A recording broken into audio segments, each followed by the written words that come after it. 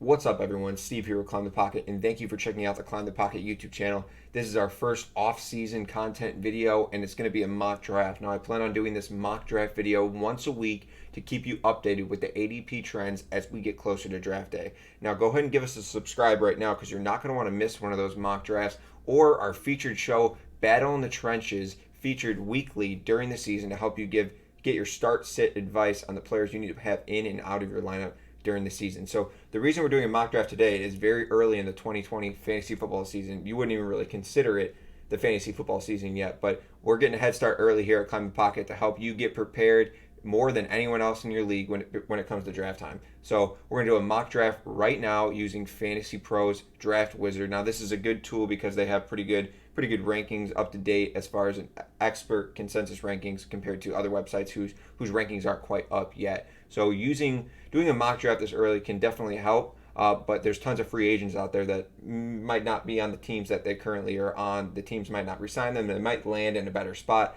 But as of right now, we're going to do this draft as if they are on the team that they're on and going from forward. Or I might add in a little note as far as like David Johnson. Maybe I think the Arizona Cardinals are going to cut him or send him elsewhere. A team's going to trade for him, and maybe I'll project him on that team. But that's just an example. A couple free agents are definitely going to be key players like Derrick Henry. The Titans need to re-sign him. If they don't, who knows where he's going to be. But right now, we're going to assume he's going to be on the Titans. So without further ado, let's go ahead and start this mock draft. By the way, if you're watching this mock draft and it's June, check out one of the later mock drafts because the ADPs are going to be completely different. The NFL draft will have happened. There'll be rookies involved, all of that. So we're not going to do much rookie analysis right now. We're going to kind of just go off the rankings that are on Fantasy Pros right now, which I don't think they project a lot of rookies too high up because they don't really know what team they're going to be on. So we're going to have a 12-team draft.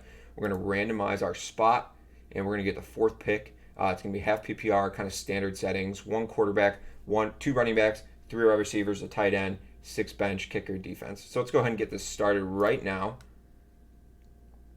And we'll kind of talk strategy as we go through this mock draft, just from each position. So you're going to be able to find kind of a mock draft from each position because I'm always going to kind of randomize it. But if I end up getting the same one, I'll probably end up picking a different draft slot. Or if you comment on this video, want me to draft in a certain draft position, I will go ahead and do that as well. So looking at the draft so far, the first three picks were Christian McCaffrey, Saquon Barkley, and Ezekiel Elliott. Now the first two picks are probably set in stone, especially CMC going at 1.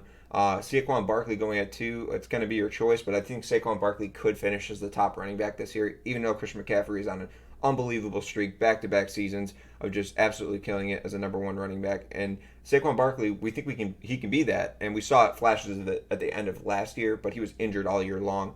So with a full healthy season, second season of Daniel Jones, the upside is definitely there for them. So if we look at our first pick, who's here, we'll kind of look at the overall rankings, at least in the first round, and then we'll kind of go into a positional breakdown as far as who we need on our team. But I like to start with a heavy hitter running back. And Michael Thomas, definitely, he was on tons of my fantasy teams this year. Definitely not one to look away from, but I think there's plenty of value at wide receiver in the second and third round, and I prefer to actually go running back, especially if I'm in like the end of the first round, because I can kind of go running back kind of at the turn and then deal with wide receiver in the third and fourth round. But we're going to go with a guy, Dalvin Cook here, who's coming off an unbelievable season, stayed healthy the entire year until the end in your fantasy championship, but you can't predict that. Dalvin Cook was just so involved in that offense that I don't see them going away from it. He was very involved in the passing game, got tons of touchdowns, all the goal line work. Dalvin Cook is a slam dunk pick at number 4. He's going to be your rock to your team, and he's going to give you that solid 20 points a game.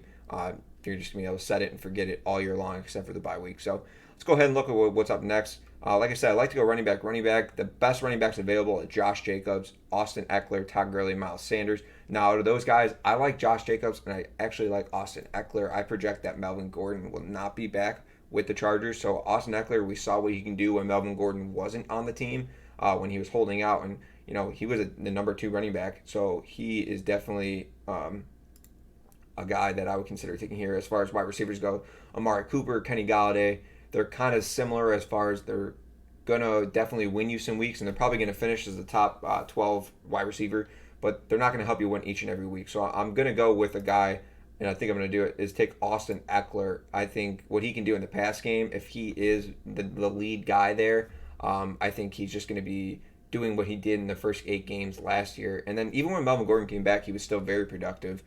So I like Austin Eckler. I really like the way we started off with our running backs with Cook and Eckler there. But moving on, a guy like DJ Moore is available here, and I think that's a slam dunk pick. The guy just dominated this year, really took a step up in the second season. And with who at quarterback, like depending on what they do this year, if they end up drafting a quarterback and letting Cam go, it might be a problem. But what he was able to do with the quarterback situation there, I really like DJ Moore to continue to develop and have an even better season than he did last year, with hopefully more touchdowns. The touchdowns was the only thing that held him back. So I definitely see positive regression in touchdowns for DJ Moore. So we're going to take him as our first wide receiver. Now that we have a wide receiver and 2 running backs, I don't think we necessarily just need to take a wide receiver because we only have one. I think we need to take the best player available. Now, looking at how the draft has gone, we see that George Kittle went, Travis Kelce. George Kittle actually went before Travis Kelce, so we're seeing that people are seeing the upside in George Kittle and how he can be the best tight end in the league. We've seen Lamar Jackson go. I know we've seen Patrick Mahomes go. Yeah, Patrick Mahomes went in the 3rd round, and Le'Veon Bell. Lots of quality players. Now that we're here in round 4, we're definitely going to look at the best player available. We got Cooper Kupp, Tyler Lockett, Robert Woods, Zach Ertz. Now, Zach Ertz is a guy I'm staying away from this year. I like Dallas Goedert to continue to develop in that team. And Zach Ertz is just not the same guy he was. He's still a very effective player, but they're involving Dallas Goedert a lot more. And I think they're going to get some wide receiver help, which is going to take a little bit away from Zach Ertz. So let's go ahead and look at who do we have as far as power running backs still. We still have Marlon Mack, who poises to be the number 1 running back on his team still, getting most of the work as long as he can stay healthy. The health issues with him definitely scare me a little bit, and Kerryon Johnson, the health issues with that scare me away. So I think I'm actually going to go with a guy like Cooper Kupp. We don't know exactly what happened last year at the end of the season when his snaps went way down. He wasn't involved in the offense as much. But I think there was some sort of hiccup going on as far as him not being healthy or something going on. He just was too involved in the offense up to towards the end of the season to just push him away and say that Robert Woods is the number 1 or they don't like Cooper Kupp anymore. I think him and Jared Goff have a real connection. So I'm going to go ahead and take Cooper Kupp, the start of my team, Dalvin Cook, Eckler, DJ Moore, and Cooper Kupp. Definitely like that start. Now, we're not really going to look at quarterback yet. There's still lots of guys left. Deshaun Watson, Russell Wilson. I will point out Russell Wilson was the MVP through the first 8 weeks or so, maybe 10 weeks until Lamar Jackson really, really hit that stride as the forefront MVP candidate. And Russell Wilson was drafted very late last year. And when I say very late, I definitely mean as a bottom 10, or not bottom 10, but around 10 or 12 quarterback. And then he ended up being a very top tier quarterback for you on your team, especially in the beginning of the season where getting wins matters. If you can stack up wins because of Russell Wilson early on, where, historically he had not done very well in the beginning of seasons, got a slow start, but last year came out strong. I think Russell Wilson's a value, but I don't want to take him right now because I think we can find another guy later on like Josh Allen or Carson Wentz or even Matt Stafford was really good last year before he got hurt. So we're going to go ahead and keep looking at the skill position players. A guy like Marlon Mack and Kerryon Johnson are still there, and I think I'm going to... and James Conner. I want to talk about James Conner just for a quick second. James Conner was injured off and on all last year. Now, I don't foresee him having continuous injury, problems. I think a guy like Big Ben, their quarterback, their leader of their team being out, just changes kind of the dynamic of the entire team. And I think everyone's going to play a lot better when Big Ben's back, including Juju Smith-Schuster and including James Conner. So I think getting James Conner here in the 5th is actually a really good value. Now, I don't have Fantasy Pros pick predictor on. I think it costs a little money to have that. But I'm pretty sure he probably would be available at my next pick. But I like James Conner more than I like Kerryon and Marlon Mack, and I really want another running back, and I think he's going to have a really good season and be back to those RB1 numbers or high-end RB2 numbers. So getting here in the 5th round is definitely a pretty good value. So let's go ahead and see what we have available next. We're probably going to look at wide receiver just so we can fill out that wide receiver position, but not necessarily depending on who's available. So the top wide receivers available are Deebo Samuel, who I love. Love Deebo. I actually am really considering drafting him right now. Without even talking about anyone else. Tyler Boyd's going to be in a situation with most likely Joe Burrow. I think that could probably be solid. It's definitely no downgrade from what they were doing last year with all the quarterback, trial and error, and Andy Dalton, who's just okay. I like a guy like Mike Williams, Marquise Brown's, got a lot of upside. He battled injuries last year. I think I'm going to go a guy with like Deebo Samuel. We saw later on in the season and through the playoffs how involved he was in that offense. And that's very, very encouraging to see the amount of targets he was getting and just the skill overall. The guy got tons of work. He got runs out of the backfield. He played the slot. He was just really impressive. I think he was one of the more underrated rookies last year, and definitely through the playoffs. I think most people would say he was one of the top rookie wide receivers last year. So to have him on my team with some young studs like Cooper Kupp and DJ Moore, I mean, man, just look at our wide receivers and how young they are. DJ Moore, Cooper Kupp, Deebo Samuel. I mean, we are young here, and that is how cool fantasy football is. We can watch these guys develop over time and see them just become studs in the NFL very quickly because we pay attention to all the games and all the stats every single week. So let's go ahead and move into the next round. We're moving into round 7, and top available overall is David Montgomery, Kareem Hunt. We don't know what's going to happen with Kareem Hunt. I think he's going a little early here, but because of this point in the offseason, we have no idea what Kareem Hunt is going to happen. If he gets taken to another team or if he gets signed by another team, he's a restricted free agent. So if the Browns decide they don't want to sign him, another team can go ahead and swoop him. And I think he's good enough to be the top running back for a team. But who knows what the Browns are going to do, so I'm going to avoid that situation right now. We saw Darius Kites had flashes of being very good if he's able to stay healthy. He battled injuries again last year, and he's still in that Washington offense, which we don't necessarily want to be a part of. Now, the experts are telling me to take Josh Allen here, but like I said, I do like the quarterback talent.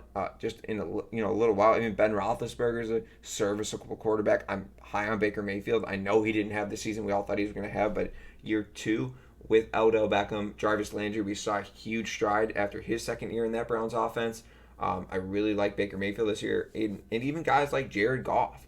Jared Goff's down there. Daniel Jones, he showed flashes. I think in this draft right here, we're going to stick to waiting on quarterback a little later. Now, if we look at the tight end position just to see kind of what's going on, Jared Cook, who hit his stride in the second half of the season with the Saints, I think he'll continue to develop with Drew Brees. He likes to use the tight end. I think him and Jared Cook definitely got it going. He had a couple multi-touchdown games, so that's pretty big. And Tyler Higbee had a historical finish as a tight end, had 300 yards, over 300 yards total in 3 straight games, total over those 3 games, and a couple touchdowns. And he was just, it was weird. We were watching Rams games, and we were like, where has this guy been? I mean, he was getting like 10 catches a game, tons of targets, huge, just very largely involved in the offense. Gerald Everett was just kind of not. He was injured, but even when he came back, Tyler Higbee was the guy, so I have him a huge breakout candidate. His ADP is probably going to rise into the top 8 just based on what we saw last year. Now, you don't want to weigh too much on that as far as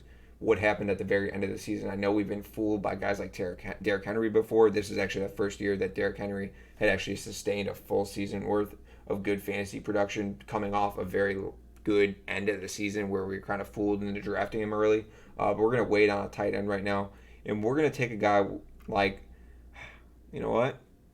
I think I'm going to do it. I think I'm going to take the upside here with Darius Geis.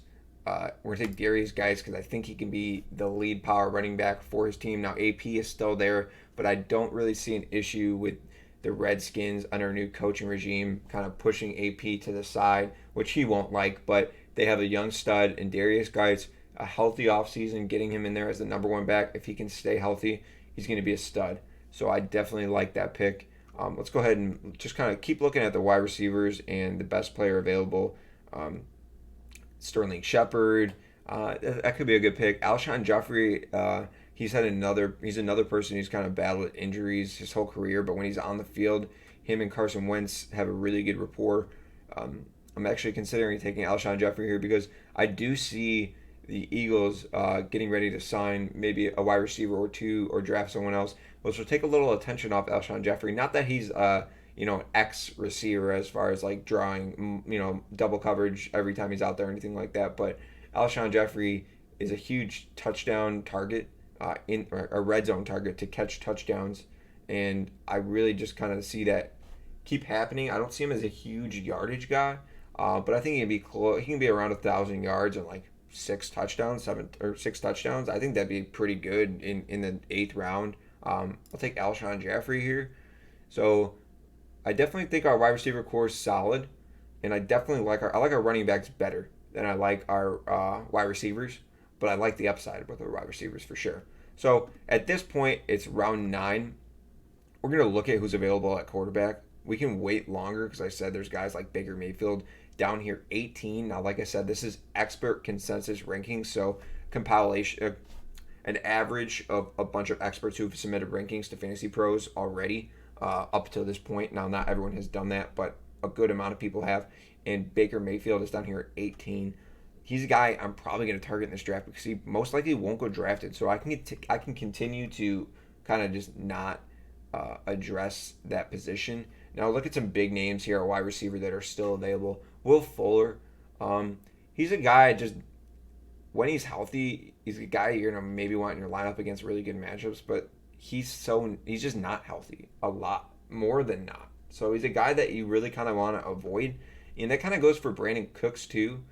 He had a weird season too as well. That Rams wide receiver group kind of all took their turn. It was Cooper Kupp, Brandon Cooks had some strides, and then Robert Woods finished the season strong as their number one receiver. So we don't really know what's happening there, but to see his name there ranked as the 47th wide receiver is pretty. It's different. Every year rankings are going to change. They're going to be very reactionary off of what happened the season before. So I'm not going to take Brandon Cooks. Jamison Crowder, we saw what he was able to do with Sam Darnold. Now this is a half PPR league. And whenever we talk about Crowder, we're talking PPR. The guy's going to get tons of catches, so he's definitely valuable there. As far as running backs, see, this part of the draft it gets tough. These are where you're going to want to kind of not flyers just yet, but guys with a lot of upside and who offer you a safe floor. So what guys here I see with a safe floor. Probably Tevin Coleman and not too much more. And even Tevin Coleman we don't know because Raheem Mostert, I don't know where Raheem Mostert went in this draft, but he probably went way too early for what I like. I mean, he went round 7. That's actually not awful. I've seen him go earlier in drafts. So we're going to let's take Jamison Crowder. The computer's saying we should take Rodgers here. I'm a Packers fan, and I just don't know if Rodgers has fantasy upside like he used to, being able to toss 40 touchdowns and throw for 4,500 yards. I don't really see that happening. He's never been a huge yardage guy, unless the Packers, sign a veteran wide receiver and maybe draft someone else or sign another low, mid-range wide receiver to help him out. The Packers need to stop pushing that off as far as giving him weapons. He is not at the point of his career where he can just make anyone good like he used to. So Aaron Rodgers needs some help. So until he gets some help, we're not going to pick him. So we're going to take Jamison Crowder here. I think it's a good value because of the Jets and what they were able to do with him last year. And Sam Darnold, being healthy on and off, but when he was healthy, Jamison Crowder was definitely a stud. Sometimes 10 plus catches a game. I know he had like 15 catches one game, and definitely a pretty good amount of yards, but a PPR guy. So we're going to go after him for the catches here. And let's go ahead and look at the best players available. Now our guy's still there, Tyler Higbee. Now at this point, I'd be comfortable taking a tight end because the guys behind him that are available are Noah Fant, who I like as a breakout candidate. He definitely showed flashes, especially with Drew Lock under center. OJ Howard, no, we're not going there. Jack Doyle with Eric Ebron possibly gone as a free agent. Could be a pretty big pick. We don't know exactly who's going to be quarterback for the Colts. But Jared Cook, it's Jared Cook or Tyler Higbee, and I'm chasing upside right now. I think Tyler Higbee is going to be what the Rams saw in Tyler Higbee at the end of the year and started to implement. I don't think they can turn away from. I think that they have to continue to run with that, and he showed a different player than he was showing before.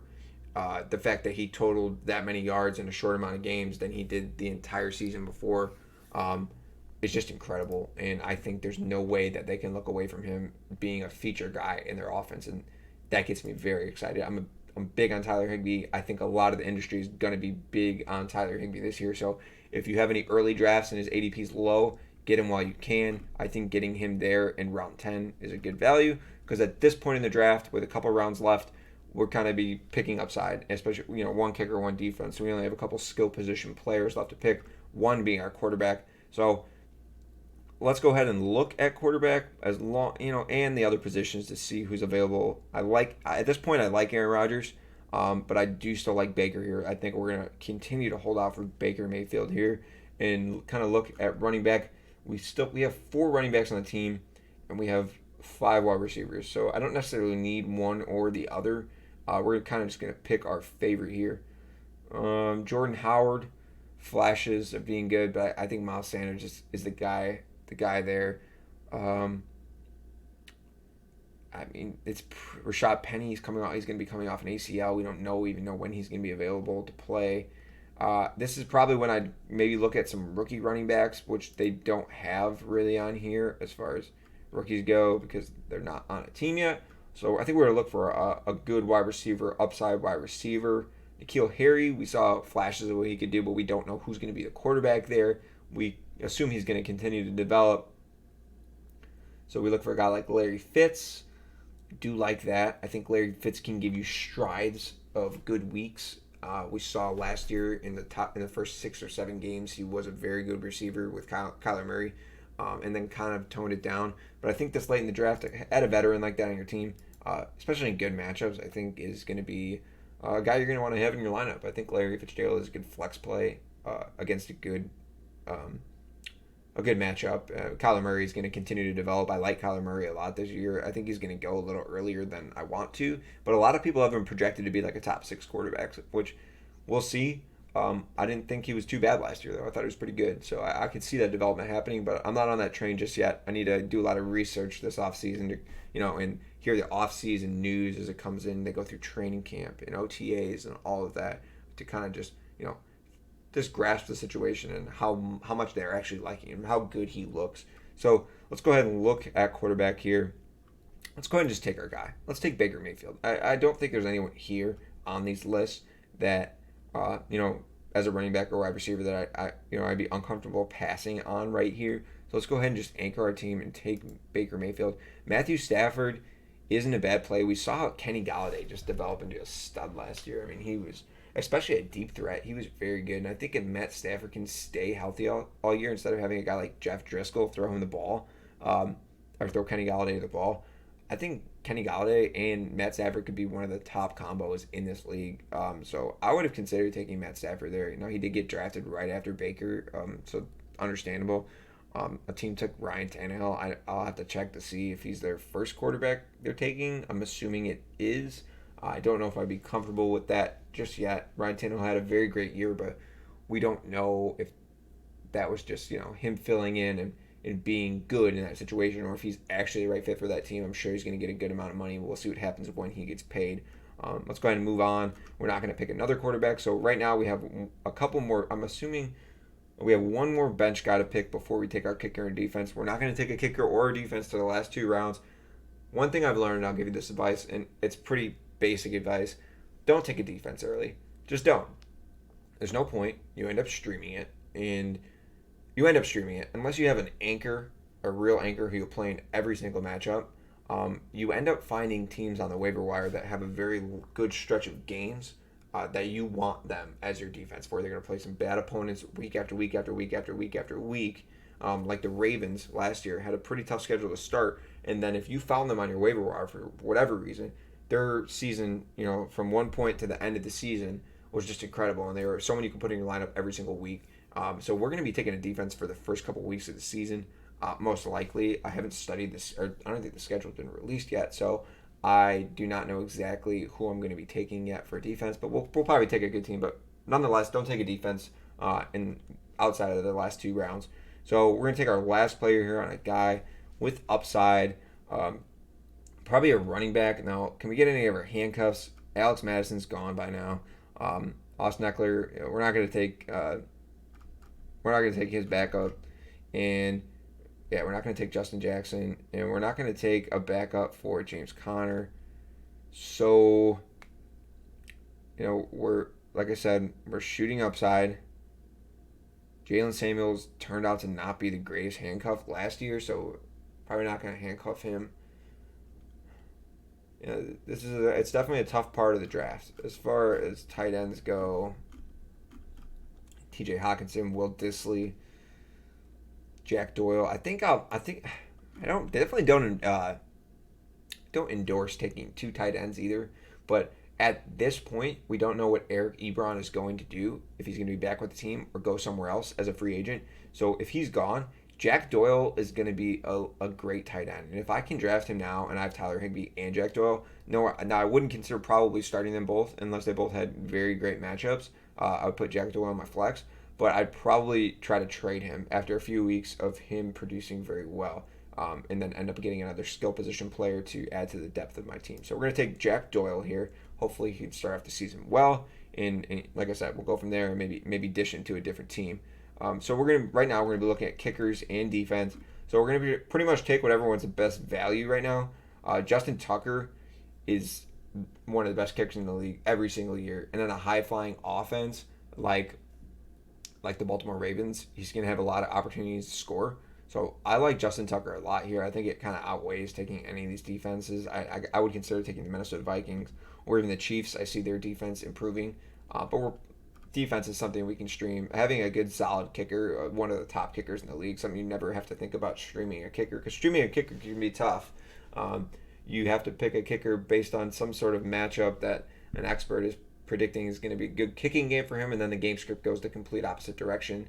And it's just tough to predict. So if we can go a guy like Justin Tucker, who's one of the most reliable kickers in NFL history, and just anchor him on our team, don't have to take anyone except for his bye week. I definitely like that opportunity. And Kansas City, I think they make some improvements in their run defense this year. That is probably their weakness this year. But coming off a Super Bowl, I think that whole team is going to be the place to go. I wouldn't be surprised if they sign another free agent to really strengthen that defense. And I think that's definitely going to improve. I think the team knows the offense is definitely next level. They just won the Super Bowl, and players are going to want to be a part of that team. They're going to want to play better. The people on the team are going to want to play better, including the defense. So I like Kansas City to continue to be one of the top teams in the NFL. So let's go ahead and just kind of look. All right, so we got a grade from Fantasy Pros. Our grade is a B, an 85 out of 100. Now, every mock draft video, you'll see my grade. It's going to be up and down. It's not. They do the grade based on their rankings. You know, if you picked all the players they suggested, you'd most likely get an A or something like that. So the grade doesn't really mean too much. But as you can see, here is our lineup: Baker Mayfield, Dalvin Cook, Austin Eckler, DJ Moore, Cooper Kupp, Deebo Samuel, Tyler Higbee, Kansas City Chiefs defense, Justin Tucker. That's our starting lineup. And then we got guys like James Conner on our bench. Now, we don't have a flex in here. I guess we have a wide receivers, but you would normally have a flex, so James Conner would be in that position. Darius Geis, Alshon Jeffrey, Jameson Conner, Larry Fitz, Jack Doyle. So the bench isn't like too great, but it's definitely not bad. We have a couple big name guys, as in James Conner and Darius Geis, who can be lock and load starters every week if they pan out. So let's go ahead and look at what a couple of the teams did. Let's kind of look at the first few rounds and how some teams start off. I'll kind of like give my small analysis on their first 3 rounds. So Christian McCaffrey, Amari Cooper, Miles Sanders. I like that. I like that start. Any start with Christian McCaffrey is definitely good. And then they put a wide receiver on him like Amari Cooper, who we saw can be a number 1 receiver with Dak Prescott. He had some huge boom weeks that just won you weeks. Hopefully he can be a little more consistent. But to have Miles Sanders, who showed a lot of promise towards the end of the season, and to be the guy there in Philly, and I think he will be. I like that start. Saquon Barkley, Kenyon Drake in round 2, guys. It is 2020, and Kenyon Drake is now a second-round pick. And I wouldn't be surprised if he goes even higher than that. Not higher than the second round, but higher in the second round.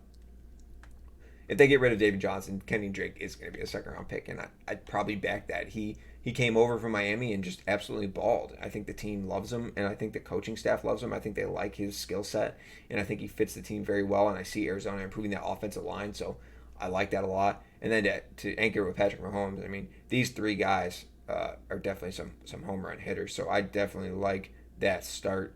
The wide receivers are just a little iffy. Terry McLaurin, guy, huge upside. He was really good last year, and one of the best rookies in the league for sure. T.Y. Hilton, that's a big name. And it's a big name, but if he can stay healthy, he can be very, very good as well. Ezekiel Elliott, Melvin Gordon, Kenny Galladay. I do not like Melvin Gordon in round 2.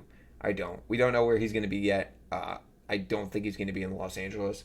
I mean, if he goes to like a team like the Texans or the Tampa Bay Buccaneers, I think he can maybe be considered a round 2 pick. But I like him more in the beginning of the third round after he signs somewhere. Most likely, Melvin Gordon. We know he's a workhorse. It depends on the situation. And then Kenny Galladay. I've already talked to you about Kenny Galladay. I really like him. Dalvin Cook, Austin Eckler, DJ Moore. That was my start. I really like my start. I like that running back combo right there. Look at the first 4 teams. 3 out of the 4 went running back, running back. He could have went running back, but he chose Amari before. So we all got a lot of running backs right there.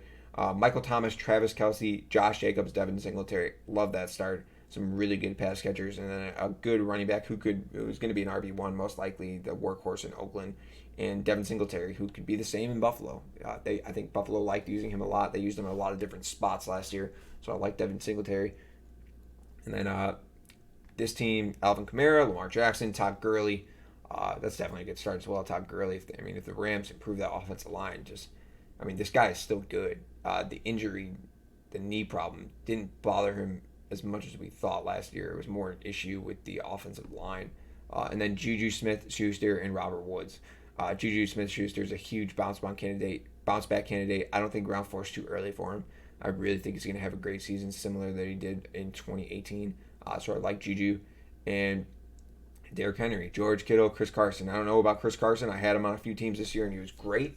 We just don't know what's going to happen. Him coming back from injury, Rashad Penny coming back from injury, what they did with Rashad Penny when he came back, or not when he came back, towards the end of the season, they started it was a split backfield. They were both producing very well. Chris Carson can handle the workload, we know, though, so I like that start.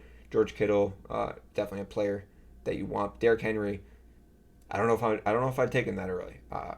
We don't know what's going to happen yet, and he's still not involved in the passing game. In a PPR league, you really want those extra points for the passes or for the catches. So who knows? DeAndre Hopkins, Mike Evans, Mark Andrews, AJ Brown. They didn't take a running back till round 5 with Marlon Mack. I feel very good having 3 running backs: Dalvin Cook, Austin Eckler, and James Conner before his Marlon Mack, who is, I don't think, is better than any 3 of those guys on my team. But DeAndre Hopkins and Mike Evans is definitely a huge start. And Mark Andrews, he's a round 3 tight end, guys, and he wasn't even playing 50% of his team snaps. This guy's just so effective when he's on the field. Lamar Jackson in the offense in Baltimore was so efficient. So that's too early for Mark Andrews for me, but I can see it. And then Austin Hooper also went in the 4th round, or the 3rd round. That's early too. To watch the tight end field, to see how the position plays out is going to be very interesting over the offseason. Devontae Adams, Chris Godwin, Mark Ingram, Le'Veon Bell, and then throwing Zach Ertz and possibly AJ Green. But I like that start. Devontae Adams was injured part of the year last year, and like I said earlier, I think Aaron Rodgers and the team get some help at wide receiver and opens up some of Devontae Adams' opportunities. He's always going to get targets. He's going to get a lot of red zone looks. And they had a tough schedule last year going against a lot of good DBs, so I like Devontae Adams again this year. To take him in round 1, I don't think is a long shot. I like him towards the end, though, which is kind of where he went, so I like that. And to put a guy like Chris Godwin with him, I think that's a lethal wide receiver combo. And then Mark Ingram did very well in his first year in Baltimore, and I think he really likes being on that team, and I think they're going to continue to be efficient, so I really like Mark Ingram as well. Joe Mixon, Julio Jones, Odell Beckham, Courtland Sutton, carry on. That might be my favorite start.